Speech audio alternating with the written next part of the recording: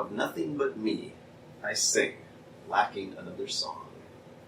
John Updike, Midpoint, Capital 1st, 1960. Mailer, Updike, Roth.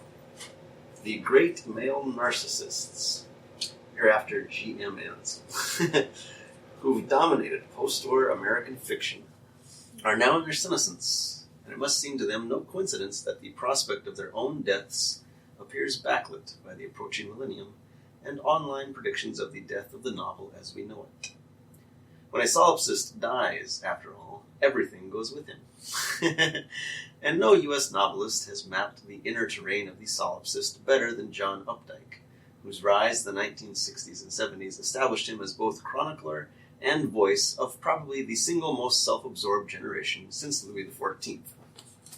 As were Freud's, Updike's big preoccupations have always been with death and sex, not necessarily in that order. And the fact that his book's mood has gotten more wintry in recent years is understandable. Updike has always written mainly about himself, and since the surprisingly moving Rabbit at Rest, he's been exploring, more and more overtly, the apocalyptic prospect of his own death. Toward the End of Time concerns an extremely erudite, successful, narcissistic, and sex-obsessed retired guy who's keeping a one-year journal in which he explores the apocalyptic prospect of his own death. Toward the End of Time is also, of the, let's say, 24 Updike books I've read, far and away the worst, a novel so clunky and self-indulgent that it's hard to believe the author let it be published in this kind of shape. I'm afraid the preceding sentence is this review's upshot, and most of the remainder will consist simply of presenting evidence/justification for such a disrespectful assessment. First, though, if I may poke the critical head into the frame for just one moment, I'd like to offer assurances that your reviewer is not one of these spleen-venting, spittle-splattering Updike haters one often encounters among literary readers under 40. The fact is that I am probably classifiable as one of the very few actual sub-40 Updike fans. Not as rabid a fan as, say, Nicholson Baker, but I do believe that The Poorhouse Fare, Of the Farm, and The Centaur are all great books, maybe classics. And even since 81's Rabbit is Rich, as his characters seem to become more and more repellent, and without any corresponding sign that the author understood that they were repellent, I've continued to read Updike's novels and to admire the sheer gorgeousness of his descriptive prose. Most of the literary readers I know personally are under 40, and a fair number are female, and none of them are big admirers of the post-war GMNs. But it's John Updike in particular that a lot of them seem to hate, and not merely his books. For some reason, mention the poor man himself, and you have to jump back. Just a penis with a thesaurus. Has the son of a bitch ever had one unpublished thought? Makes misogyny seem literary, the same way Rush makes fascism seem funny. And trust me, these are actual quotations, and I've heard even worse ones, and they're all usually accompanied by the sort of facial expression where you can tell there's not going to be any profit in appealing to the intentional fallacy or talking about the sheer aesthetic pleasure of Updike's prose. None of the other famous phallocrats of Updike's generation, not Mailer, not Exley or Roth, or even Bukowski, excites such violent dislike. There are, of course, some obvious explanations for part of this dislike. Jealousy, iconoclasm, PC backlash, and the fact that many of our parents revere Updike, and it's easy to revile what your parents revere. But I think the deep reason so many of my generation dislike Updike and the other GMNs has to do with these writers' radical self-absorption, and with their uncritical celebration of this self-absorption, both in themselves and in their characters. John Updike, for example, has for decades been constructing protagonists who are basically all the same guy. See, for instance, Rabbit Engstrom, Dick Maple, Piet Hanena, Henry Beck, Reverend Tom Marshfield, Roger's version's Uncle Nunk, and who are all clearly stand-ins for Updike himself. They always live in either Pennsylvania or New England, and are either unhappily married or divorced, and roughly Updike's age. Always either the narrator or the point-of-view character, they tend all to have the author's astounding perceptual gifts. They think and speak in the same effortlessly lush, synesthetic way that Updike does. They are also always incorrigibly narcissistic, philandering, self-contemptuous, self-pitying, and deeply alone. Alone in the way only an emotional solipsist can be alone. They never seem to belong to any sort of larger unit or community or cause. Though usually family men, they never really love anybody.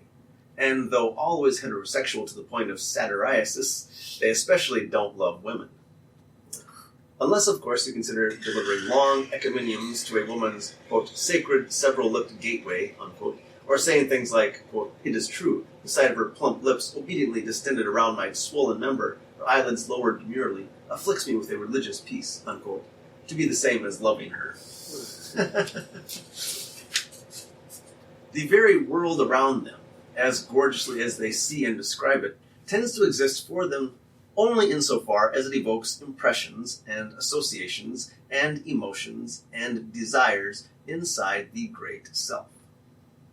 I'm guessing that for the young, educated adults of the 60s and 70s, for whom the ultimate horror was the hypocritical conformity and repression of their own parents' generation, Updike's evection of the libidinous self appeared refreshing and even heroic.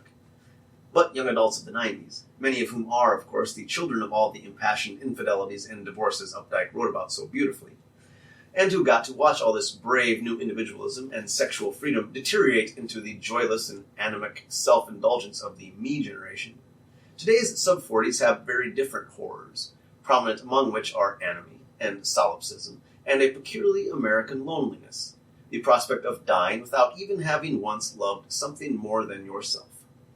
Ben Turnbull, the narrator of Updike's latest novel, is 66 years old and heading for just such a death, and he's shitlessly scared. Like so many of Updike's protagonists, though, Turnbull seems scared of all the wrong things.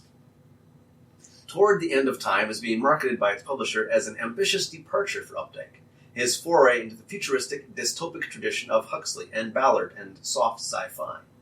The year is AD 2020. And time has, as they say, not been kind. A Sino-American nuclear war has killed millions and ended centralized government as we know it. The dollar's gone.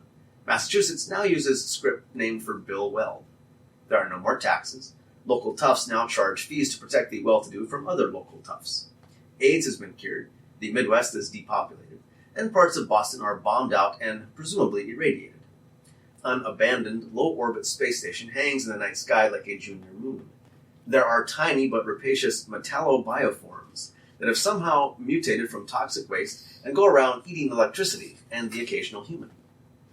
Mexico has reappropriated the U.S. Southwest and is threatening wholesale invasion, even as thousands of young Americans are sneaking south across the Rio Grande in search of a better life. America, in short, is getting ready to die. The novel's... What's that? Bye. The novel's futuristic elements are sometimes cool, and verily they would represent an ambitious departure for Updike if they weren't also sketchy and tangential, mostly tossed off as subordinate clauses in the narrator's endless descriptions of every tree, plant, flower, and shrub around his home. What 95% of Toward the End of Time actually consists in is Ben Turnbull describing the predominant flora over and over again as each season passes, and his brittle, castrating wife Gloria, and remembering the ex-wife who divorced him for adultery, and rhapsodizing about a young prostitute he moves into the house when Gloria's away on a trip. It's also got a lot of pages of Turnbull brooding about senescence, mortality, and the tragedy of the human condition, and even more pages of Turnbull talking about sex, and the imperiousness of the sexual urge, and detailing how he lusts after assorted prostitutes, and secretaries, and neighbors, and bridge partners, and daughters-in-law, and a girl who's part of a group of young toughs he pays for protection, a 13-year-old whose breasts, quote, shallow, taut cones tipped with honeysuckle berry nipples, unquote. Turnbull finally gets to fondle in the woods behind the house when his wife's not looking. In case that summary sounds too harsh, here is some hard statistical evidence of just how much a, quote, departure, unquote, from Updike's regular modus operandi this novel really is. Total number of pages about Sino-American War. Causes, duration, casualties.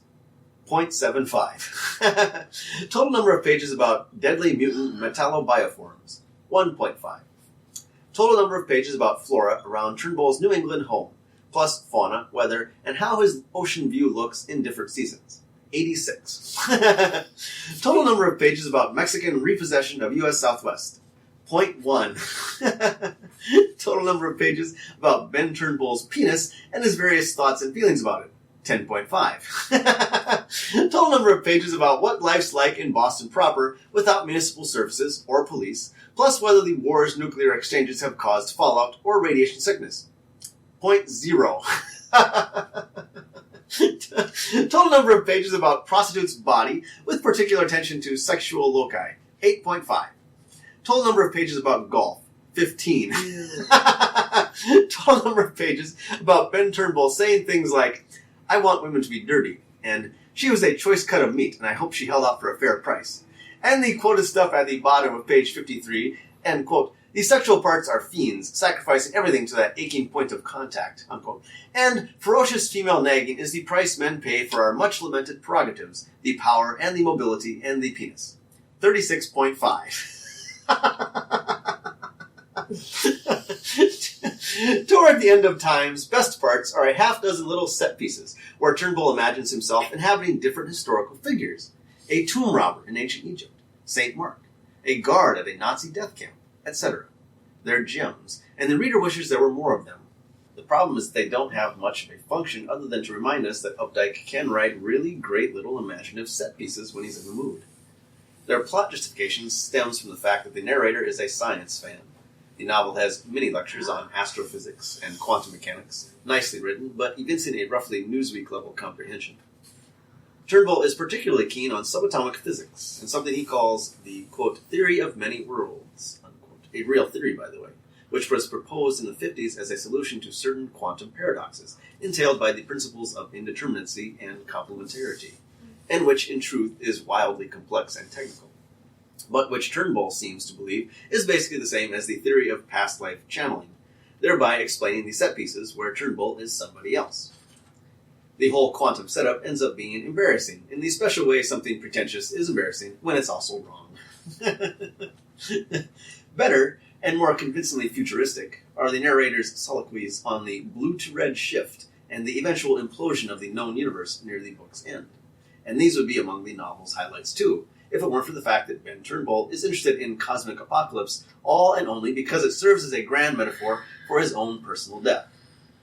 Likewise, all the Haussmann-esque descriptions of the beautiful but achingly transient flowers in his yard, and the optometrically significant year 2020, and the book's final heavy description of small pale moths that have mistakenly hatched on a late autumn day and flip and flutter a foot or two above the asphalt as if trapped in a narrow wedge of space-time beneath the obliterating imminence of winter. The clunky bathos of this novel seems to have infected even the line-by-line prose, Updike's great strength for almost 40 years. Toward the End of Time does have flashes of beautiful writing. Deer described as tender-faced ruminants, leaves as chewed to lace by Japanese beetles, a car's tight turn as a slur, and its departure as a dismissive acceleration down the driveway. But a horrific percentage of the book consists of stuff like, why indeed do women weep? They weep, it seemed to my wandering mind, for the world itself, in its beauty and waste, its mingled cruelty and tenderness. And how much of summer is over before it begins? Its beginning marks its end, as our birth entails our death. And this development seems remote, however, among the many more urgent issues of survival on our blasted, depopulated planet. Not to mention whole reams of sentences with so many modifiers. The insouciance and innocence of our independents twinkled like a kind of sweat from their bare and freckled or honey-colored or mahogany limbs. And so much subordination. As our species, having given itself a hard hit, staggers, the others, all but counted out, move in. And such heavy alliteration. The broad sea blares a blue I would not have believed obtainable without a tinted filter. That they seem less like John Updike than like somebody doing a mean parody of John Updike. Besides distracting us with worries about whether Updike might be injured or ill, the turgidity of the prose here also ups our dislike of the novel's narrator. It's hard to like somebody whose way of saying that his wife doesn't like going to bed before him is, she hated it when I crept into bed and disturbed in her the fragile chain of steps whereby consciousness dissolves. Or who, or who refers to his grandchildren as, this evidence that my pending oblivion had been hedged, my seed had taken root. And this dislike pretty much torpedoes Toward the End of Time, a novel whose tragic climax is a prostate operation that leaves Turnbull impotent and extremely bummed. It is made clear that the author expects us to sympathize with, or even share Turnbull's grief at, the pathetic shrunken wreck the procedures have made of my beloved genitals. These demands on our compassion echo the major crises of the book's first half, described in a flashback, where we are supposed to empathize not only with the rather textbookish existential dread that hits Turnbull at 30, as he's in his basement building a dollhouse for his daughter.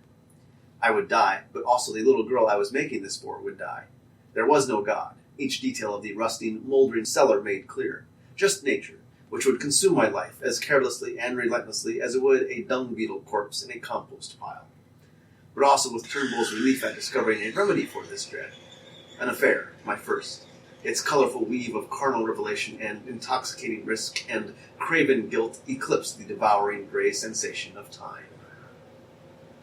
Maybe the one thing that the reader ends up appreciating about Ben Turnbull is that he's such a broad caricature of an Updike protagonist that he helps clarify what's been so unpleasant and frustrating about this author's recent characters. It's not that Turnbull is stupid. He can quote Pascal and Kierkegaard on angst, discourse on the death of Schubert, distinguish between a sinistrose and a dextrose polygonum vine, etc. It's that he persists in the bizarre, adolescent belief that getting to have sex with whoever one wants, whenever one wants, is a cure for human despair. And Toward the End of Time's author, so far as I can figure out, believes it too. Updike makes it plain that he views the narrator's final impotence as catastrophic, as the ultimate symbol of death itself, and he clearly wants us to mourn it as much as Turnbull does. I am not shocked or offended by this attitude. I mostly just don't get it. Rampant or flaccid, Ben Turnbull's unhappiness is obvious right from the novel's first page. It never once occurs to him, though, that the reason he's so unhappy is that he's an asshole.